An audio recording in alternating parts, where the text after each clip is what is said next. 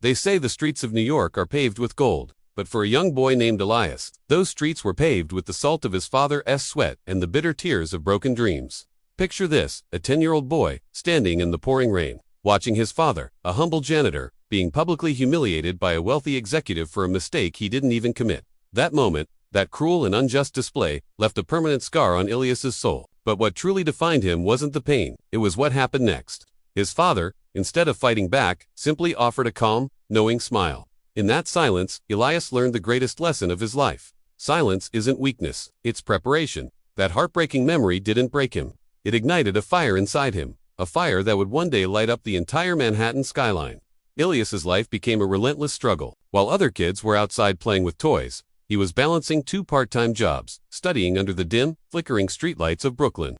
He was exhausted, stretched thin, and on the verge of giving up more times than he could count. But every time that thought crossed his mind, a flashback would hit him like a tidal wave. He'd see his mother's tired, calloused hands. He'd remember how she would quietly skip her own meals, just so he could afford a second-hand textbook. These heart-touching sacrifices weren't just memories. They were the only rays of hope in his dark and challenging world. He realized he didn't just want a job. He wanted to change the very system that looked down on good, hard-working people like his father. The suspense of his life reached a breaking point one night. He had $1,000 to his name money that was meant for his rent. But he also had an idea, a vision for a software prototype that could completely revolutionize urban logistics. He made a choice. He risked it all. His life became a blur of black coffee and 3 hours of sleep a night, driven by a vision that absolutely no one else could see. Rejection after rejection followed. Hundreds of them. Doors were slammed in his face. Emails went unanswered. It felt like a dead end. But then, the miracle happened. A major tech firm, wading through a sea of proposals, saw the spark of genius in his code. Within 3 short years, Elias transformed. He went from a struggling immigrant boy who studied on the streets to the CEO of a multi-million-dollar tech empire. But the most emotional part of his journey, the true climax, wasn't the money or the fame. It was the day karma came knocking. Elias was sitting in his gleaming glass-walled office, overlooking the city, when a man walked in. He was older now, his face etched with worry. He was begging for a partnership, a lifeline to save his failing firm. It was the same executive, the same man who had humiliated his father all those years ago. The man didn't recognize Elias, but Elias remembered every single word of that insult, every detail of that rainy day. He had the power to crush him, to get his revenge. But he didn't. Instead, Elias offered him a fair deal, a chance to rebuild. He proved that true success isn't about vengeance. It's about rising above the hurt and showing grace. Today, Elias stands as a testament to the fact that no matter how cruel the world can be, hard work and a clean heart can turn a graveyard of broken dreams into a garden of success. His story isn't the only one. Behind every grand achievement, there's often a hidden trail of blood, sweat, and silence. Imagine standing on a world-class stage in Silicon Valley, accepting the Entrepreneur of the Year award, while your mind is trapped in a flashback of a freezing night 10 years ago. For a woman named Sarah, the journey to success didn't start in a garage. It started in a homeless shelter. Her heartbreaking story began when her family was evicted from their small apartment right after her father's sudden passing. She can still feel the cold mud on her hands as she watched the landlord throw their precious belongings onto the street. He showed no mercy, no compassion for her grieving mother. In that moment of absolute despair, as she looked at her younger brother's innocent, teary eyes asking for a home they no longer had, she made a silent vow. She would change their fate. She would build them a new world. The years that followed were a brutal, unending struggle. Sarah worked 16 hours a day. By day, she cleaned tables at a greasy diner. By night, under the pale glow of streetlights, she taught herself data science from borrowed library books. There were nights when the emotion of loneliness was so heavy, so suffocating, that she just wanted to scream into the void. She felt invisible in a world that seemed to only reward the privileged, a world that had no place for a girl like her. But then, a single heart-touching moment changed everything. An elderly professor, seeing her night after night studying under a flickering street lamp, walked over. He handed her an old beaten-up laptop and said, "The world hasn't seen your light yet." That laptop was more than a machine. It was her first real ray of hope, a tiny window into a world of possibilities she had only ever dreamed of. The suspense in her life peaked when she took every penny of her life savings and launched a startup. Her mission was audacious, to provide low-cost education, technology for underprivileged children, kids just like her. She pitched her idea to investor after investor, but all they saw was her humble background, not her brilliant vision. The no's piled up, each one a painful reminder of the world's indifference. But Sarah didn't flinch. She used her pain as her power. She used every rejection as fuel. Finally, the breakthrough came. A global foundation recognized the revolutionary potential of her software. its power to change millions of lives. And when that first $1 million contract came through, the emotional weight of it wasn't about the money. It was the profound realization that she had finally built the home she had promised her brother all those years ago. The story came full circle in an incredible act of karma and realization. Years later, a successful and respected Sarah was invited to be the keynote speaker at a major real estate gala. As she mingled with the industry's elite, she met a man who looked broken and defeated. He was bankrupt, desperately looking for a job. It was the same landlord who had thrown her family out into the mud. He didn't recognize the successful woman standing before him, but Sarah recognized the man who had taught her the true meaning of cruelty. She could have walked away. She could have enjoyed the silent victory. But instead, she showed him grace. She offered a helping hand, proving that true success isn't about looking down on those who hurt you. It's about rising so high that their shadows can no longer even reach you. Both Elias and Sarah show us that our beginnings don't define our endings. They say the heaviest weight a person can carry is an empty stomach and a head full of dreams that no one believes in. But what if that weight is the very thing that forges a legend? Imagine a 19-year-old boy in the heart of Chicago. He's standing outside a luxury hotel, not to check in, but to sift through the leftover food in the bins. He needs to find something, anything, so his younger sister won't go to sleep, crying from hunger again. This heartbreaking scene wasn't a movie. It was the reality for Julian. After losing his parents in a tragic accident, Julian was left with nothing. Nothing but a mountain of debts and the innocent eyes of his sister, who looked at him as if he were a king, even when he had absolutely nothing to offer. The cruelest blow came from his own relatives. They turned their backs on him and his sister in their darkest hour, slamming doors in their faces. It was a cold, hard lesson. In this world, you are only valued when you are valuable. Julian's life became a relentless, grinding struggle. He worked as a mechanic's assistant during the day, his hands permanently stained with grease and oil. At night, he wasn't resting. He was in the corner of a public library, devouring books until the staff had to kick him out. He wasn't just reading, he was obsessed with the emerging world of renewable energy. Every time he saw the thick smog hanging over the city, he felt a deep, emotional pull. He wanted to create something that could heal the earth, something that could give back. There were moments when his body screamed to give up, when exhaustion was a physical pain. But in those moments, a flashback would hit him. His mother's last words, "Never let the world change your kindness." It was like a surge of adrenaline, a jolt of energy that pushed him forward. One evening, a retired engineer who frequented the library noticed Julian's frantic scribbling and intense focus. He saw the passion in the young man's eyes. Without a word, he handed Julian an old worn-out physics manual. That book became Julian's most prized possession. It was a ray of hope, a secret map to a future he was desperately trying to build. The suspense of Julian's life reached a fever pitch when he decided to enter a global innovation contest. His entry, a design for a low-cost, high-efficiency solar cell made entirely from recycled materials. He poured every penny of his meager savings into building the prototype in a damp, forgotten basement. The day of the presentation arrived. The air was thick with tension. As the judges were walking toward his station, disaster struck. His prototype malfunctioned. A crucial wire had come loose. Panic seized him. His entire future was flashing before his eyes. But then, instinct took over. With the steady, calloused hands of a man who had fixed countless broken engines, he grabbed his soldering iron. In the few seconds he had left, he resoldered the connection, his heart pounding in his chest. He finished just as the judges arrived. They looked at the machine, then at the young man with grease under his fingernails, and then, they were stunned. What they saw wasn't just a clever gadget, it was a revolution. It was a promise of clean energy for everyone, not just the wealthy. Within months, Julian's life transformed. He went from a discarded orphan to the founder of a green tech giant that would eventually power millions of homes across the United States. His journey was a testament to the power of a dream fueled by desperation. But the most profound moment of his life, the true realization of his success, happened a decade later. Julian was presiding over a grand charity gala, an event celebrating the very values he had built his empire on.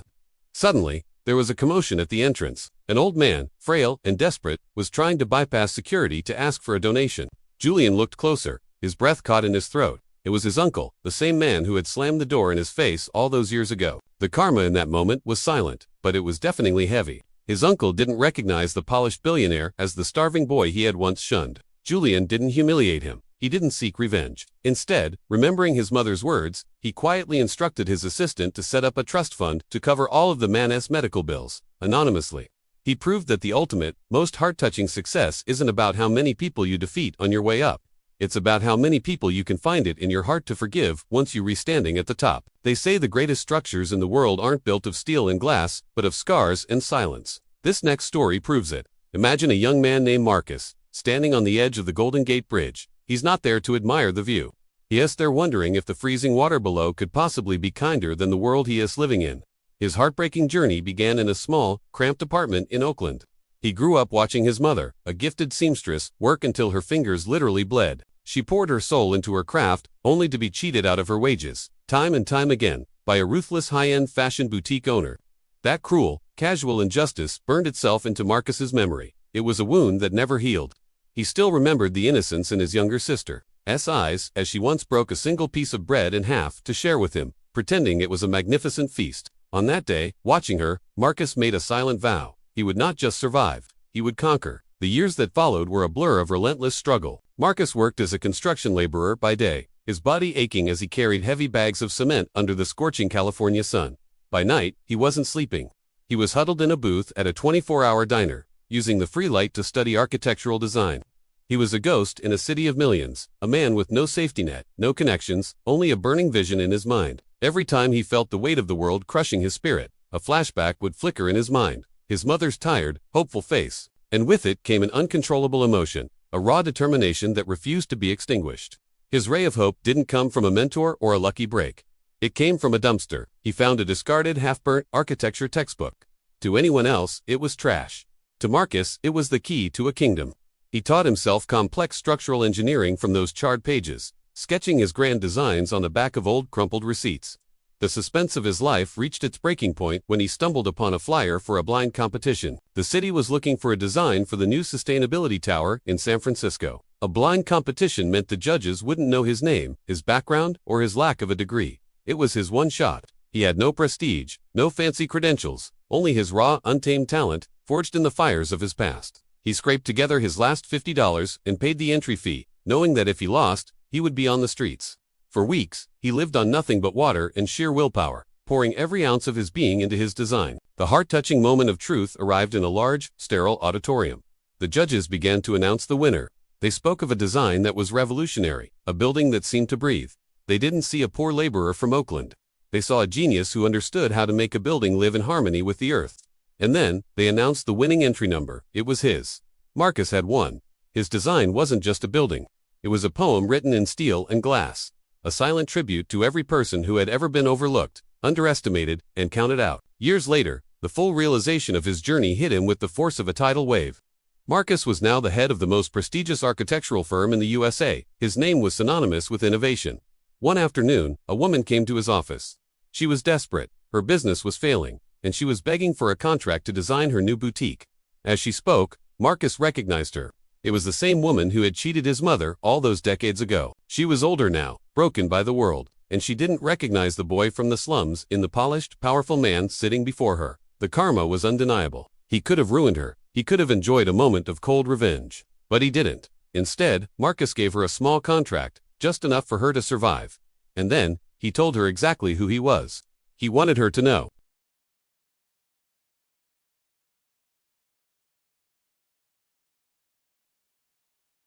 Today, Marcus's towers touch the clouds, permanent fixtures in the skyline. They stand as a powerful reminder for everyone to see that the most beautiful, breathtaking sunrises always come after the darkest nights. They say a hospital is a place of healing, but for 7-year-old Ethan, it was a cold, unforgiving altar. In the rainy suburbs of Seattle, he watched his world crumble, sacrificed for the lack of just a few $100s. Picture this, a small boy, his heart pounding with fear, pleading with a hospital administrator. He just wanted someone, anyone, to look at his dying father, but all he got was a cold shoulder and a locked door. Why? Because they didn't have health insurance. That night, under the sterile hospital lights, Ethan watched the life fade from his father's eyes. It was a memory that burned itself into his soul, a wound that would never fully heal. His younger sister, too innocent to understand death, kept asking when Dad would wake up. Her simple question became the silent, powerful engine driving Ethan's life. He didn't just want to become a doctor anymore. He wanted to wage war on the system that built a wall between poverty and life-saving care. He wanted to tear that wall down, brick by painful brick. Ethan's journey from that dark night was a monumental struggle against impossible odds. To pay for even a basic education, he took a job as a night shift janitor. The irony was almost cruel. He worked in the very same medical labs where he dreamed of one day being a scientist. By night, he would mop the polished floors, the scent of antiseptic, a constant reminder of his loss. But by dawn, before the researchers arrived, he was a different person. He would secretly fish discarded research papers from the trash bins, devouring every word, every complex formula. He taught himself genetics and biochemistry from the refuse of the privileged. Every time the crushing weight of exhaustion threatened to pull him under, a flashback would hit him like a physical blow. He'd see the cold, indifferent face of that administrator, hear the click of the locked door, feel the ghost of his father's hand growing cold in his own. This wave of emotion wasn't just pain, it was fuel. It pushed him to study harder, to push past his limits, to fight for a future his father was denied. In the halls of academia, he was a shadow, a boy from the streets competing with the children of doctors and CEOs, armed with nothing but sheer will and stolen knowledge. Then, one night, a glimmer of hope. A renowned professor, working late, walked into a lecture hall Ethan had just cleaned. On the chalkboard, left behind from his pre-dawn study session, were complex biological equations concepts far beyond any undergraduate curriculum. The professor was stunned. He found the young janitor and questioned him, expecting to find a prodigy from a rival university. Instead, he found Ethan. This single chance encounter, born from a scribble on a chalkboard, changed everything. It opened the door to a world-class research scholarship, finally giving Ethan a legitimate seat at the table he had only ever been allowed to clean. Years passed. The suspense of Ethan's life was no longer about survival. It was about a breakthrough. He was now on the verge of developing a revolutionary diagnostic tool. It was low-cost, portable, and could detect a range of terminal illnesses in mere minutes. It was the key to preventing countless stories like his own. But to get it to the finish line, he had to risk everything. He poured his entire reputation and his small life savings into conducting the final, crucial trials. For months, it felt like a nightmare. The data just wouldn't align. His prototypes kept failing. The pressure from the medical board, who saw his work as a threat to their profitable, established methods, was suffocating. His investors were pulling out. His colleagues were telling him to give up, that it was impossible. He was on the brink of failure, his dream turning to dust. But then, in the darkest hour of the final trial, a moment of pure, heart-stopping breakthrough. The results, once scattered and meaningless, suddenly clicked into place. They weren't just positive, they were perfect. The device worked. Ethan hadn't just made a medical tool. He had forged a shield for the poor, a weapon against the indifference he knew so well. His invention was hailed as a miracle in American medicine. The quiet janitor who once read from trash cans was now a Nobel-nominated visionary, celebrated across the nation. The ultimate, most poetic moment of karma came years later, at a high-profile medical gala. Ethan, now a celebrated figure in a tailored suit, was approached by a frail, elderly man. The man was seeking a donation for his struggling private clinic, which was on the verge of bankruptcy. It was him, the same administrator who had turned his father away 20 years ago. The man, now desperate and humbled by circumstance, didn't recognize the boy whose life he had shattered. To him, Ethan was just another wealthy donor, another faceless target. A storm of anger, of grief, of 2 decades of pain, swelled in Ethan's chest. He could have destroyed him. He could have told the world who this man was, what he had done. But looking at the desperate, aged face before him, Ethan saw not an enemy, but a reflection of the very desperation he fought to eliminate. He didn't choose revenge, he chose grace. Ethan wrote a large check, donating a massive sum to the clinic. But it came with one non-negotiable condition, that no patient, ever again, would be turned away for a lack of money. In that moment, he didn't just save a clinic, he healed a part of his own soul. He proved that the best way to mend your own emotional wounds is to build a world where no one else has to suffer the same pain. Today, Ethan's name is a symbol of hope across the USA. His story is a powerful testament that even from the deepest, darkest depths of loss, a single person with enough conviction can rise to illuminate the entire world. They say the scales of justice are blind, but in the gritty streets of South Central LA, Gabriel felt they were weighted with lead against people like him. Imagine being 16, walking home from school, your mind on homework or maybe a basketball game. Then you see it, flashing lights, official cars, and your mother, the center of your world, being put in handcuffs. This was Gabriel's reality. An immigration officer shoves her into a van, all because of a simple paperwork error. She pleads, just for a moment, to say goodbye to her son, but they ignore her. That last glimpse Gabriel had of her, her terrified, innocent eyes, staring back at him through the grimy window of a moving van, shattered his world and planted a seed of purpose in its ruins. He was left utterly alone. In a world that didn't care if a 16-year-old kid ate or slept, despair was a constant companion. Yet, within that crushing darkness, a tiny flicker of hope ignited. He wouldn't let his mother's story be forgotten. He would become the voice for all the people the law chose to ignore. This wasn't just a dream. It was a vow forged in the fires of personal tragedy. Gabriel's life from that point on became a masterclass in struggle. He wasn't just surviving, he was fighting. His days were a blur of school and menial jobs just to keep a roof over his head. His nights were spent as a security guard at a prestigious downtown law firm. While the city slept, Gabriel walked the silent, polished halls, a ghost among the powerful. He'd watch the lawyers in their expensive suits, their lives a universe away from his. But during his breaks, huddled in a dimly lit corner, he wasn't resting. He was studying for the LSATs, his textbook illuminated by a cheap flashlight, his mind racing to absorb every word. The exhaustion was a physical weight, constantly pressing down on him. There were moments he felt he couldn't go on, that the dream was too big, the obstacles too great. But then, a memory would surface. The smell of his mother's cooking, the sound of her laughter filling their small, happy home. These flashbacks weren't just memories, they were fuel. They were a powerful trigger, a surge of emotion that jolted him awake and reminded him why he was putting himself through this grueling ordeal. He was an invisible man, a shadow in the halls of power, but he was also a sponge, absorbing every detail of how the system worked, learning its language, its strategies, its weaknesses. Then came the moment that changed everything. It was late, almost 3 in the morning. Gabriel was making his rounds when he spotted a legal brief left on a partner's desk. He noticed a glaring error, a mistake that could cost a client their case. On instinct, he picked up a red pen and made the correction. He shouldn't have. He knew it was a risk, but his drive to see justice done, even on a piece of paper, was too strong. The next day, he was called into the office of that senior partner, a man named Mr. Harrison. Gabriel's heart pounded. He was sure he was about to be fired. But Mr. Harrison wasn't angry. He held up the corrected brief, a look of astonishment on his face. "Did you do this?" he asked. Gabriel, trembling, admitted that he had. Instead of firing him, the seasoned lawyer saw something remarkable, a raw, untamed genius. He saw the fire in Gabriel's eyes. In that moment, Mr. Harrison made a decision that would alter the course of Gabriel's life. He offered to mentor him.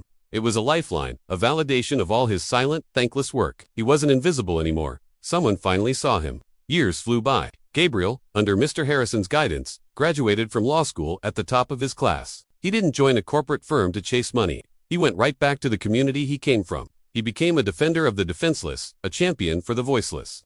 The suspense of his career reached a fever pitch when he took on a massive class action lawsuit. A powerful corporation was using legal loopholes to illegally displace hundreds of immigrant families, tearing communities apart for profit. It was a mirror image of what happened to his own family, but on a colossal scale. He was up against a legal army, the most expensive, cutthroat lawyers in the country. The corporation had endless resources, while Gabriel had a small team and a shoestring budget. The odds were stacked impossibly high against him.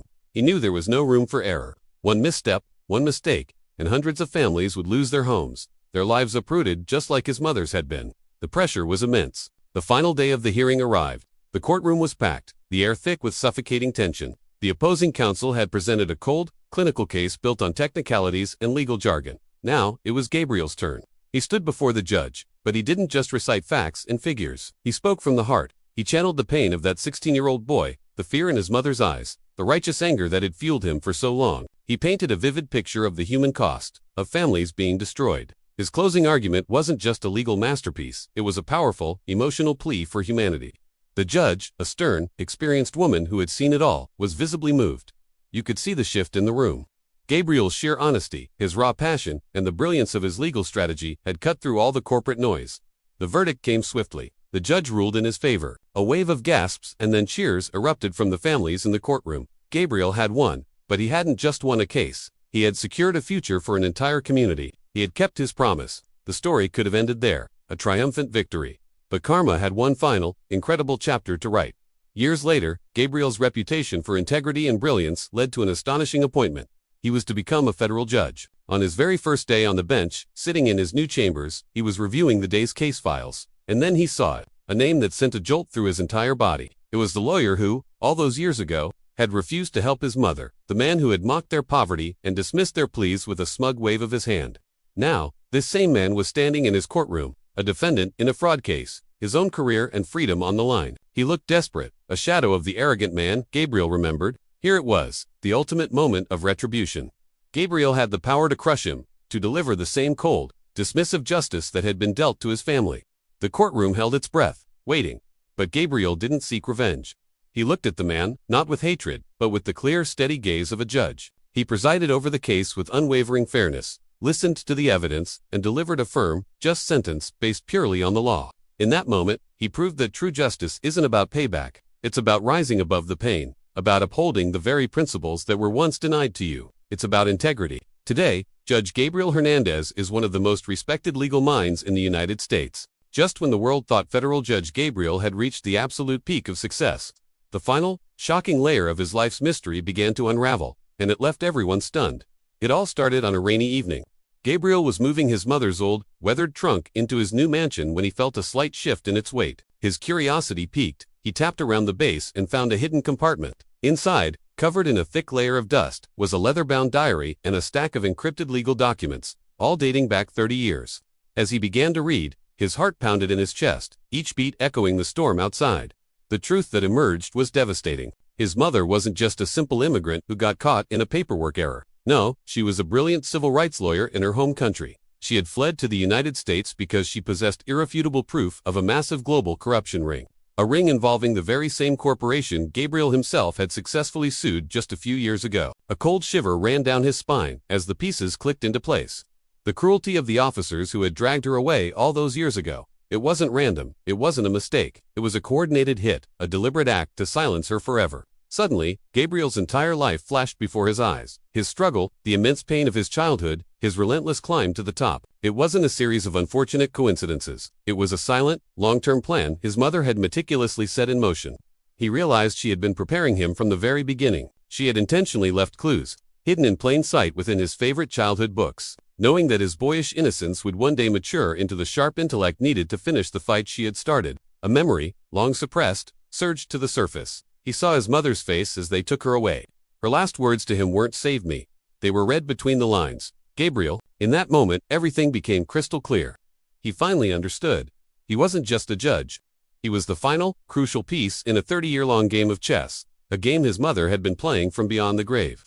With this newfound knowledge, the stakes were no longer personal. They were global. Using his powerful position as a federal judge, Gabriel launched Project Justice, a full-scale investigation fueled by the hidden evidence his mother had so carefully preserved. The world watched, captivated, as this lone judge took on the system. The suspense was unbearable. One by one, some of the world's most powerful billionaires and influential politicians began to fall, their empires crumbling under the weight of decades-old secrets. But the biggest twist was yet to come, a revelation that would shake Gabriel to his core. The man who had mentored him, the senior lawyer who saw potential in a broken kid and gave him his first real chance, he was more than just a mentor. He was an undercover investigator, a silent guardian who had been protecting Gabriel's mother from the shadows for decades, and by extension, protecting Gabriel himself. This heart-wrenching discovery proved that even in a world filled with darkness and corruption, silent heroes exist, working tirelessly in the background. The final emotional scene takes us to the heart of Washington, D.C. Gabriel stands before a newly erected statue, a tribute to his mother. The cycle of karma was complete. He hadn't just cleared her name. He had fundamentally changed the laws of the United States, creating new safeguards to ensure that no mother would ever be torn from her child by a corrupt system again. As he looked up at her stone face, a single ray of sunlight broke through the heavy clouds, illuminating the statue. For the first time since that terrible day in his childhood, Gabriel felt the immense weight of the world lift from his shoulders. He was no longer just the boy who survived a tragedy. He was the architect of a new world, a world where justice was no longer blind, but fully and completely awake. What an incredible story of sacrifice, legacy, and the unyielding power of a mother's love. It just goes to show that some fights are passed down through generations. Thanks for watching, and if you love stories that restore your faith in justice, make sure to hit that subscribe button and ring the bell so you don't miss our next video.